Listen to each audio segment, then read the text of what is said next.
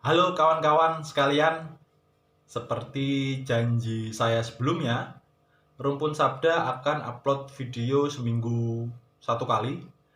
Dan karena di video sebelumnya kita baru kenalan dan pengantar saja, maka kali ini kita akan masuk pada sebuah pembahasan, sebuah ulasan buku. Nah, kira-kira bukunya apa ya? Dan bagaimana ulasan bukunya? Yuk, ikuti video berikut dan tonton sampai akhir.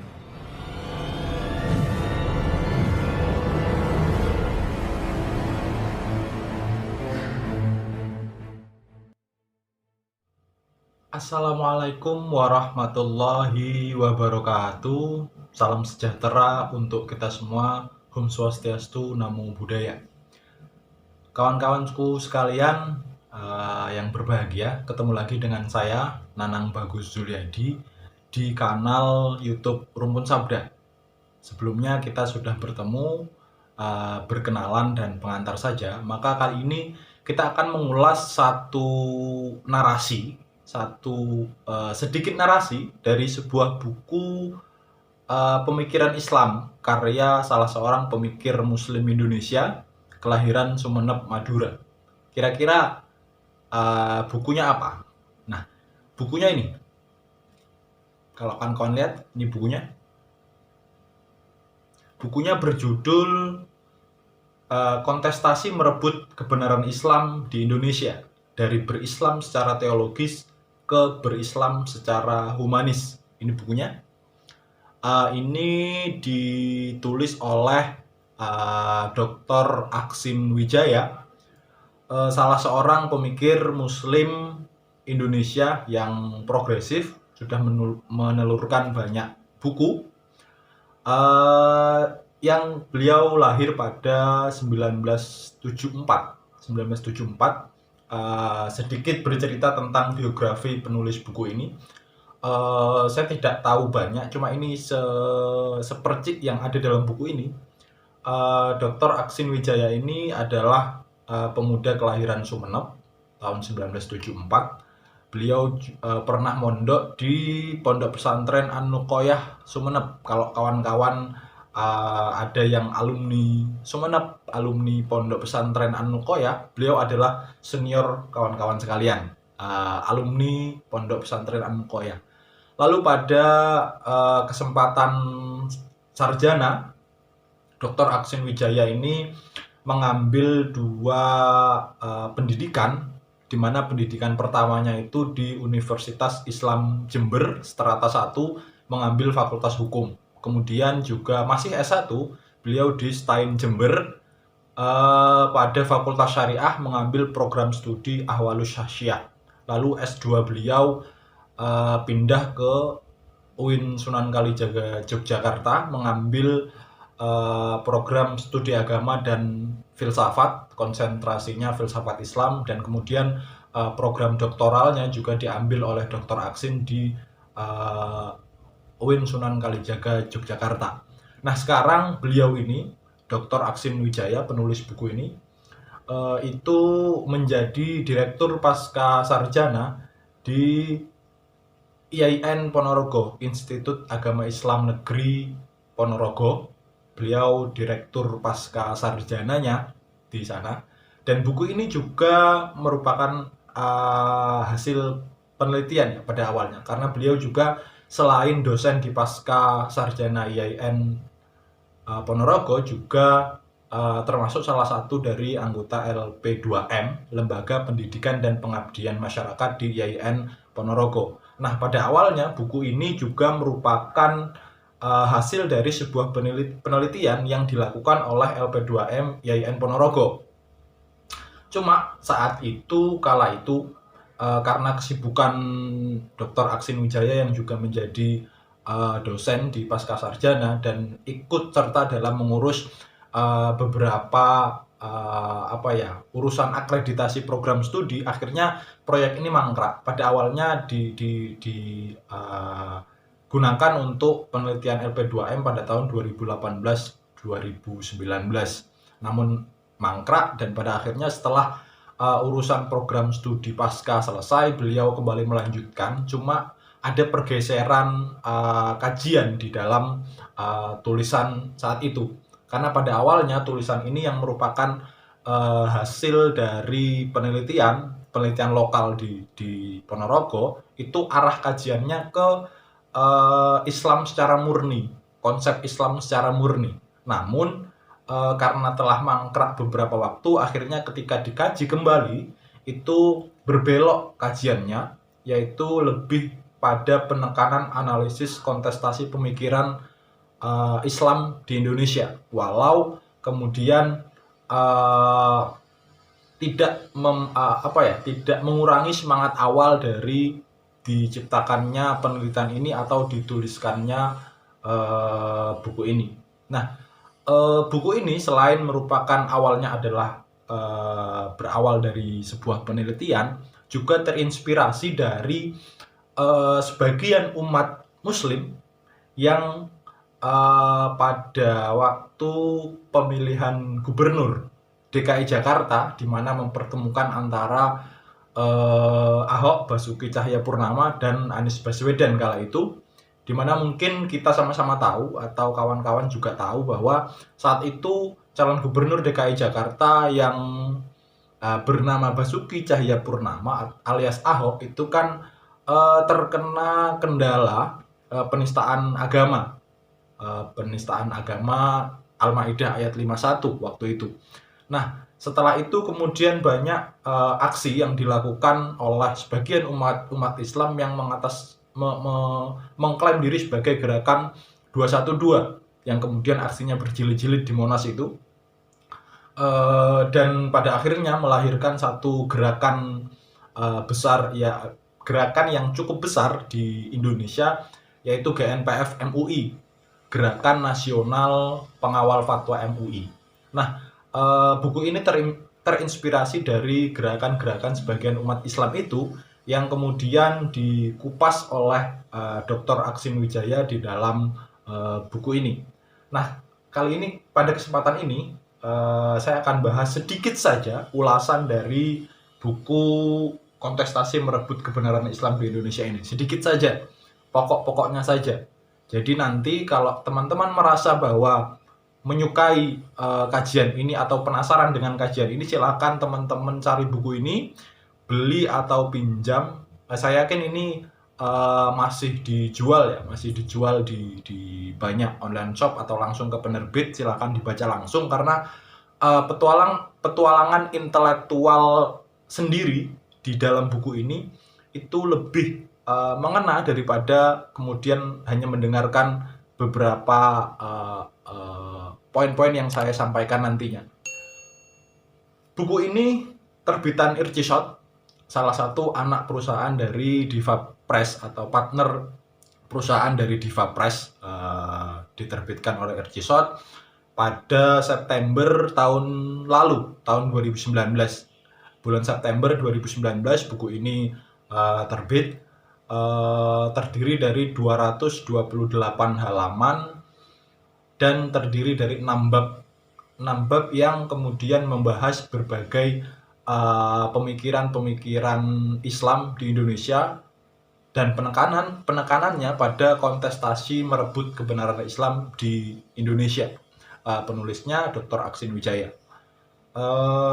Langsung saja saya akan mulai membahas buku ini. Nah, di buku ini kawan-kawan ada 3 aspek yang disoroti oleh Dr. Aksin Wijaya, di mana 3 sorotan ini berawal dari 2 narasi yang mungkin tidak asing di telinga kita sebagai umat Islam. Nah, di awal buku ini beliau ngomongin persoalan dua narasi yang nanti akan membuat beliau mengklasifikasikan Islam di Indonesia. 2 narasi ini adalah, pertama, narasi monoteisme Yahudi dan Nasrani yang dibungkus dalam narasi monoteisme Ibrahim, dan yang kedua fokusnya adalah bagaimana sikap umat Islam terhadap Yahudi dan Nasrani. Itu tadi 2 narasi yang kemudian membuat beliau mensegmenkan membuat segmentasi kelompok-kelompok Islam seperti itu. Dari dasarnya adalah dua tadi. Pertama monoteisme Ibrahim, monoteisme agama Ibrahim, dan yang kedua adalah sikap umat Islam terhadap Yahudi dan Nasrani. Langsung saja tiga kontestan itu disebut oleh Dr. Aksin Wijaya di sini jadi Islam eksklusif, Islam inklusif, dan Islam pluralis. Jadi tiga itu yang akan dibahas di dalam buku ini. Islam eksklusif, Islam inklusif, dan Islam pluralis. Dan dasar dari pengelompokan tiga kategorisasi gerakan Islam tadi adalah yang saya sebutkan pertama tadi, dua narasi tadi, monoteisme Ibrahim dan sikap umat Islam terhadap kaum Yahudi dan Nasrani. Nah, kita bahas satu-satu, sedikit saja. Yang pertama yaitu Islam eksklusif. Di sini disebutkan bahwa Islam eksklusif itu kalau dasarnya adalah dua narasi pertama tadi, Islam eksklusif ini adalah Islam yang cenderung berafiliasi kepada gerakan Islam transnasional, HTI, Ikhwanul Muslimin, Wahabi, dan lain sebagainya. Nah, itu Islam eksklusif, afiliasinya ke gerakan Islam transnasional. Nah, dalam konsep narasi monoteisme Ibrahim, berdasarkan Al-Quran surat Ali Imran ayat 85, gerakan Islam eksklusif menyatakan bahwa Yahudi dan Nasrani bukan termasuk dari monoteisme Ibrahim. Jangankan Islam, Ibrahim saja tidak. Jadi Yahudi dan Nasrani itu tidak merupakan bagian dari monoteisme Ibrahim atau bahkan Islam semacam itu. Itu dasar bagaimana Dr. Aksin Wijaya mengelompokkan kelompok Islam pertama ini, gerakan Islam pertama ini, Islam eksklusif, di mana mereka memposisikan, kalau tadi monoteisme jelas, Islam eksklusif menolak Yahudi dan Nasrani menjadi bagian dari monoteisme Islam maupun Ibrahim.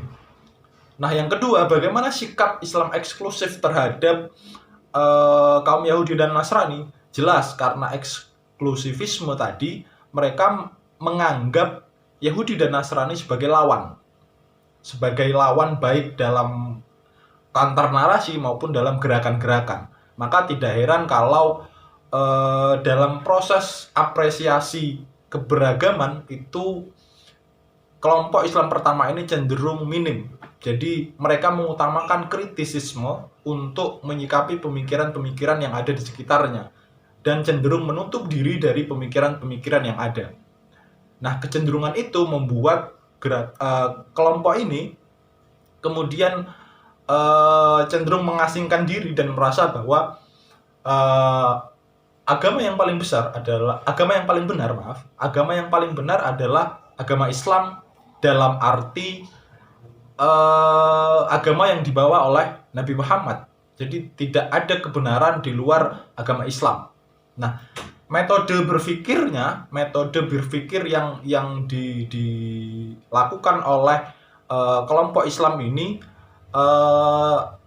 menggunakan pemikiran dialektika dikotomis, di mana narasi-narasi yang digaungkan oleh kelompok ini bersifat dikotomis. Jadi mengatakan bahwa saya adalah yang benar, agama saya adalah yang benar, dan kalian adalah salah. Maka kalian jika ingin mendapatkan keselamatan, maka harus masuk ke dalam agama saya. Nah, itu cara berpikir Islam eksklusif. Nah, yang kedua adalah Islam inklusif. Islam inklusif itu kecenderungannya dalam konteks memahami monoteisme Ibrahim, menganggap bahwa agama Yahudi atau kaum Yahudi dan Nasrani tidak termasuk dalam monoteisme Islam, tapi termasuk dalam monoteisme Ibrahim. Jadi pemikir-pemikir inklusif memasukkan Yahudi dan Nasrani dalam monoteisme Ibrahim, bukan monoteisme Islam ya, tapi monoteisme Ibrahim. Jadi tetap pemikir Islam inklusif ini memposisikan diri sebagai agama yang benar, menyatakan bahwa keselamatan hanya ada di agama yang mereka anut, cuma mereka tetap memberikan apresiasi terhadap pemikiran-pemikiran di luar mereka. Tidak meyakini kebenaran pemikiran di luar mereka, tapi mereka mengapresiasi. Tidak seperti Islam eksklusif, gerakan Islam, kelompok Islam pertama yang saya sebutkan tadi, itu kecenderungannya adalah mengkritik, bahkan kadang lupa mengapresiasi. Tapi beda dengan Islam inklusif yang kemudian memberikan apresiasi terhadap pemikiran-pemikiran di luar dari pemikiran yang diyakininya. Namun tetap mereka berada pada komitmen bahwa kebenaran Islam ya kebenaran yang kami anut. Cuma mereka mengakui ada pemikiran di luar dari pemikiran mereka yang kemudian harus diapresiasi. Nah, yang selanjutnya, bagaimana sikap Islam inklusif ini terhadap kaum Yahudi dan Nasrani? Sikap mereka berbanding terbalik dari sikap Islam eksklusif yang menganggap bahwa Yahudi dan Nasrani sebagai lawan. Islam inklusif menganggap bahwa Yahudi dan Nasrani sebagai kawan dialektika. Jadi dalam konteks mengkritisi, mereka lebih mementingkan apresiasinya dulu. Apresiasi terlebih dahulu baru kritis. Tidak seperti Islam eksklusif yang kritis dulu baru apresiasi. Dan terkadang apresiasinya lupa. Nah, itu Islam inklusif, di mana mereka memposisikan Yahudi dan Nasrani termasuk dalam monoteisme Ibrahim dan menganggap Yahudi dan Nasrani sebagai kawan, seperti itu. Nah, yang terakhir yang disebutkan di buku ini oleh Dr. Aksin Wijaya adalah Islam pluralis, di mana Islam ini tidak hanya mengakui Yahudi dan Nasrani termasuk ke dalam monoteisme Ibrahim, tapi juga menganggap bahwa Yahudi dan Nasrani juga termasuk ke dalam monoteisme Islam. Nah, dasar mereka apa? Nah, ini yang kemudian membuat Islam pluralis dan Islam eksklusif saling kritik dan saling melemparkan narasi. Karena kalau tadi saya sebutkan di awal bahwa dasar dari Islam eksklusif mengatakan bahwa kebenaran hanya ada dalam dirinya adalah surat Ali Imran ayat 85. Yang di dalamnya menyebutkan bahwa barang siapa yang mencari agama selain agama Islam, maka tidak akan diterima agama itu. Itu narasi yang ada pada surat Ali Imran ayat 85. Dan Islam eksklusif juga menyebutkan bahwa ayat ini menasakh surat Al-Baqarah ayat 62 yang dijadikan dasar oleh Islam pluralis dalam melakukan dalam menyebarkan narasinya, dalam melakukan gerakan-gerakannya. Nah, Al-Qur'an surat Al-Baqarah ayat 62 itu pada intinya mengatakan bahwa ada 3 kelompok yang kemudian berhak juga mendapat pahala, yaitu Yahudi, Nasrani, dan kaum Sabi'in. Nah, mereka berhak mendapat pahala dengan syarat beriman kepada Allah, beriman kepada hari akhir, dan melakukan amal soleh. Nah, surat Al-Baqarah ayat 62 ini menjadi dasar pemikir-pemikir Islam pluralis dalam melakukan gerakan maupun dalam menyebarkan narasinya. Mereka menganggap bahwa, bahkan tafsir mereka menganggap bahwa Islam dalam arti global bisa dipahami lewat Al-Quran surat Al-Baqarah ayat 62 ini. Jadi syarat menjadi Islam menurut surat Al-Baqarah ayat 62 itu hanya ada 3. Yang pertama, beriman kepada Allah. Yang kedua, beriman kepada hari akhir. Dan yang ketiga, melakukan amal soleh. Nah, ketika seorang manusia melakukan 3 hal itu, maka dia berhak dikatakan sebagai muslim, sebagai orang Islam. Islam dalam arti yang global. Dalam arti global. Bukan Islam yang kemudian dibawa oleh Nabi Muhammad yang menuntut umatnya untuk melakukan syariat Islam, tapi Islam secara umum. Nah, itu yang menjadi dasar pemikiran dari Islam pluralis, Islam golongan ketiga dari 3 kelompok Islam yang dikelompokkan oleh Dr. Aksin tadi. Itu Islam pluralis. Nah, kemudian Islam pluralis inilah, pemikiran Islam pluralis inilah yang membuat Dr. Aksin mengeluarkan satu narasi, satu apa ya, bukan semboyan, satu sebutan yang tidak lazim disebutkan oleh pemikir-pemikir Islam, dan ini termasuk baru. Narasi ini termasuk baru.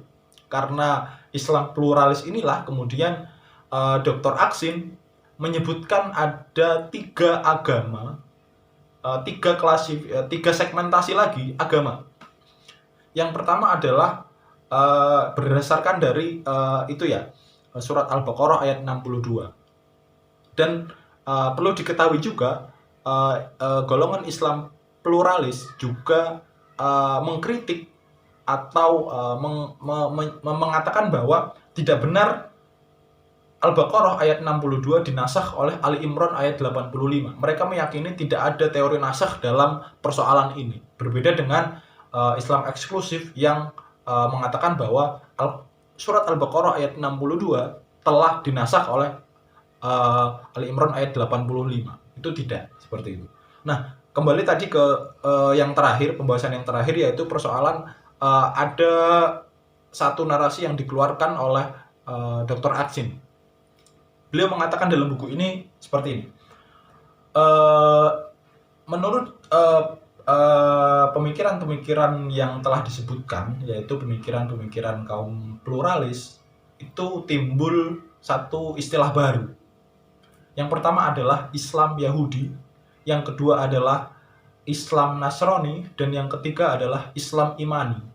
Nah, ini merupakan istilah yang dicetuskan oleh Dr. Aksin Wijaya ketika mengkaji persoalan ini.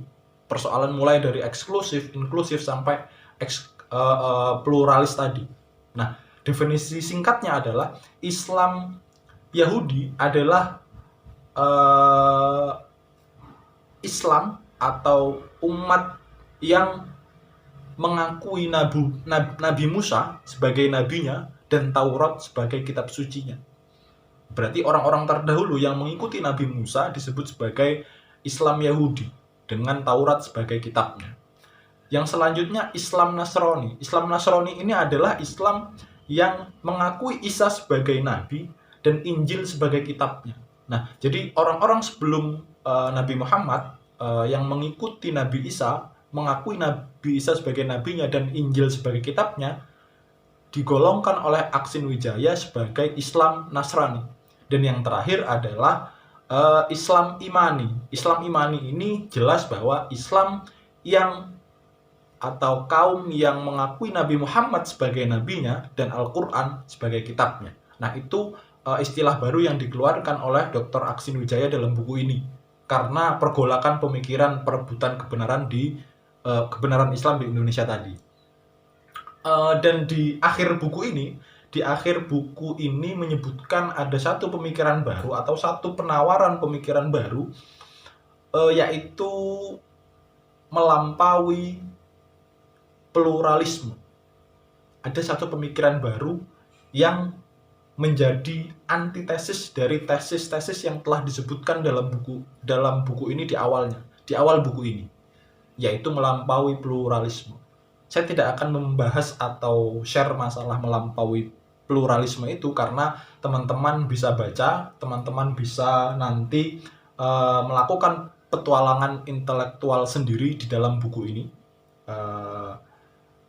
Karena buku ini kalau di-share semuanya nanti spoiler dan teman-teman tidak mendapatkan kesan petualangan intelektual pemikir yang satu ini. Mungkin itu saja ringkasan dari buku ini. Saya rekomendasikan banget buku ini untuk teman-teman yang berada di Fakultas Usuluddin khususnya, kemudian di PTKIN khususnya, atau teman-teman yang di PTN juga nggak masalah, mahasiswa yang di PTN yang ingin melihat kontestasi atau mengkaji kontestasi kebenaran Islam di Indonesia, itu juga cocok. Apalagi untuk mahasiswa tafsir ini, karena di dalamnya banyak juga menyinggung tafsir yang menjadi dasar dari pemikiran-pemikiran yang telah saya sebutkan di awal tadi. Mungkin itu saja teman-teman. Kalau teman-teman ingin lebih detailnya, silahkan teman-teman baca buku ini. Minjem boleh, kalau punya uang ya silakan dibeli, dan ini saya kira masih beredar di toko-toko buku di masing-masing daerah, atau mungkin di online shop, atau langsung ke penerbitnya juga nggak masalah. Pinjem juga nggak masalah. Mungkin itu aja ya teman-teman. Ini kayaknya sudah terlalu panjang saya membahas ini. Itu saja video kedua Rumpun Sabda ini. Terima kasih teman-teman sudah menonton video ini. Semoga ada kemanfaatan yang dapat diambil ketika kawan-kawan, sahabat-sahabat melihat video ini. Jangan lupa tetap terus membaca. Dan terima kasih telah menonton video ini. Jangan lupa like, comment, share, dan subscribe channel Rumpun Sabda agar tidak ketinggalan video-video selanjutnya dan selalu support kami. Terima kasih, kurang lebihnya mohon maaf. Wassalamualaikum warahmatullahi wabarakatuh.